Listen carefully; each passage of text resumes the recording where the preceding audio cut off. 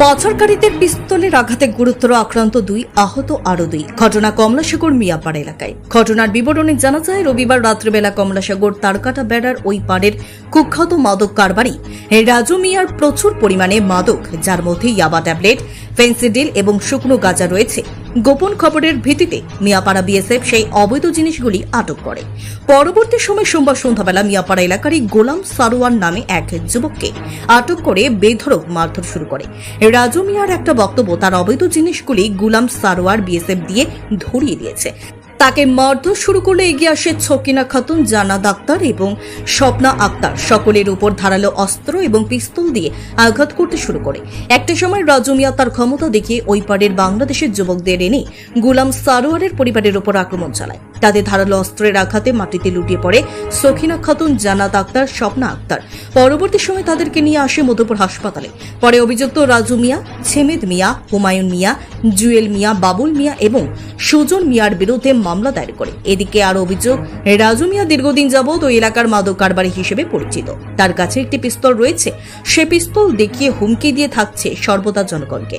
আজকের এই ঘটনা ও পিস্তল দিয়ে তাদের উপর আঘাত করেছে বিভিন্ন জায়গায় বলে অভিযোগ। যদিও এই ঘটনাকে কেন্দ্র করে উত্তেজনা ছড়িয়ে পড়েছে মিয়াপাড়া এলাকায়। কালকে মাল পার করছে 2 নম্বরে মাল, রাজু মিয়ার মাল বলে কালকে ধরা পড়ছে। মাল বলে আমরা ধরাই দিছি, আমরা পরিবারের এর লেগা সকালবেলা ওরা রাইতে কাজা লাগছে, কাজা লাগে সকালবেলা এসে আয়া থানাত কেস করে গেছে। আমরা নামি গিয়া থানাওয়ালা লয়ে গেছে লগে নিয়ে, ও বাইক গেছে, বাইক গিয়ে ওর লগে যত যুক্ত আসলো পোলাহাইন সব লয়ে গেছে। ও তারপরে বাংলা আসতে পোলাহাইন আনছে, আইনা কাজা লাগবে। এর ভিতরে আমার বাইরের 2 বাইরে দৌড়াইছে, এক আমার বাতি যাবে এটা মারতে ফারাইয়া, এরপরে আমার মারছে, আমার মা বোন সবাই মারছে। ওর 2 নম্বরে মাল লাগে আমরা ধরে। তারা কতজন আসলো? ওরা 10-15 জন, আরো বেশি। তারা বাংলাদেশের কিছু লোক আসলো? বাংলাদেশের লোক আনছে। তার হাতে কি আসলো? হাতে পিস্তল ছিল একজন। কার হাতে? আর ওর আসতে আরো হট স্টিক, দাও, অনেক অস্ত্র আসলো। আপনারা কতজন আহত করছে? আমরা আহত করছে 5 জন, আর 2 জন দৌড়ায় লেগে গেছে। কোন দিকে মামলা করবেন? মামলা করতেছে। আমরা তো মহিলা, আমি কমলাসাগর মিয়াপাড়ার স্টুডেন্ট, আমি তো এখানে কোনো জড়িত নাই। তারপরে ওরা মিললে আমাকে আঘাত করতেছে, আমার নামে খারাপ একটা রেকর্ড তুলে দিছে ওরা। মানে আমি এটার মধ্যে কোনো জড়িত নাই, অথচ আমার নামে।